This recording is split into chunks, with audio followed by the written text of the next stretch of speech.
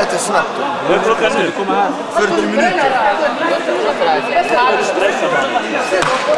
Ska du äta efter matchen? Efter matchen vi ska äta. Ja, för det är 30 minuter. Hej, du får match till. Bestämmer vi. Vi spelar om 40 minuter. Ja, men det är så.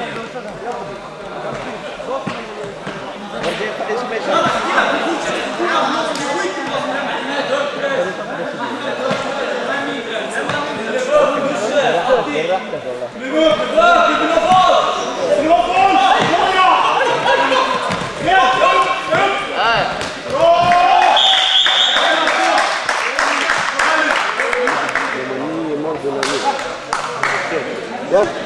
Ja, de har massor av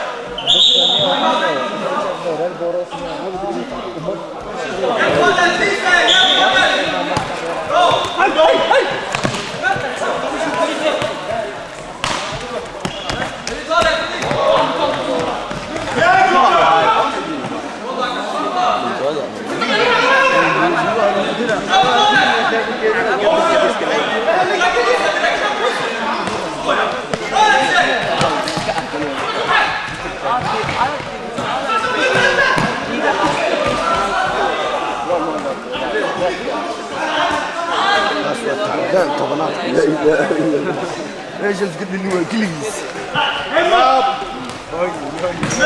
وين قاعد تلعب